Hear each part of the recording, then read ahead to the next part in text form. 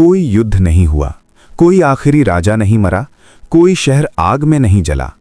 फिर भी इतिहास की सबसे उन्नत सभ्यताओं में से एक खामोशी से दुनिया से गायब हो गई, जैसे किसी ने समय की किताब से उसका नाम ही मिटा दिया हो। आज से लगभग 5000 साल पहले, जब दुनिया के ज्यादातर हिस्सों में इंसान अभी सभ्यता का मतलब समझ ही रहा था, तब दक्षिण एशिया की धरती पर एक ऐसी परिपक्व, संतुलित और वैज्ञानिक सोच वाली दुनिया मौजूद थी जिसे आज हम सिंधु घाटी सभ्यता के नाम से जानते हैं। ये कोई साधारण समाज नहीं था, बल्कि ऐसा समाज था जहां शहर योजना के साथ बसे थे, सड़कें सीधी थीं, घर पक्की ईंटों से बने थे, हर घर नालियों से जुड़ा था और गंदे पानी को बाहर निकालने की पूरी व्यवस्था मौजूद थी। जब बाकी दुनिया साफ सफाई को विलासिता समझती थी, तब यहां वो जीवन का हिस्सा थी। मोहनजोदड़ो, हड़प्पा और धोलावीरा जैसे शहर बताते हैं कि ये सभ्यता केवल जीने के लिए नहीं, बल्कि समझदारी से जीने के लिए बनी थी। लेकिन इतिहास का सबसे डरावना सवाल यहीं से जन्म लेता है। इतनी स्थिर, इतनी विकसित और इतनी संगठित सभ्यता अचानक कैसे समाप्त हो सकती है? जब भी इतिहास में कोई सभ्यता नष्ट होती है तो उसके निशान मिलते हैं। जले हुए शहर, टूटे हथियार, खून से सनी जमीन, राजाओं की कब्रें या आखिरी युद्ध के मैदान। लेकिन यहाँ ऐसा कुछ भी नहीं मिला।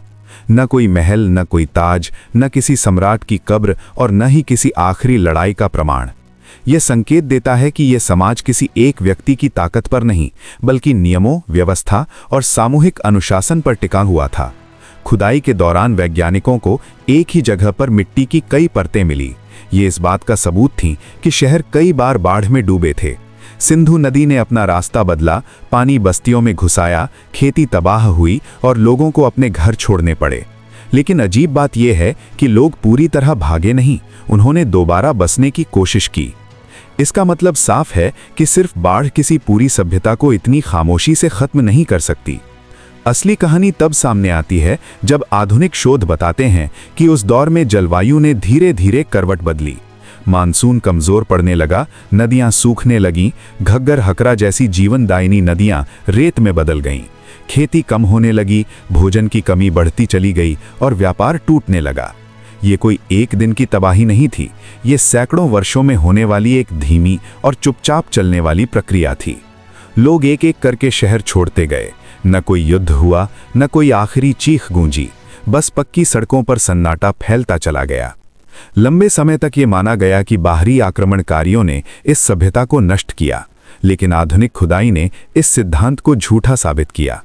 न बड़े पैमाने पर हथियार मिले, न जले हुए शहर और न ही सामूहिक कब्रें।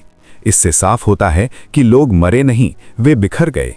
किसी ने छोटे गांव बसाए, किसी ने नई जमीन की ओर पलायन किया और किसी ने दूसरी संस्कृतियों में खुद को मिला लिया।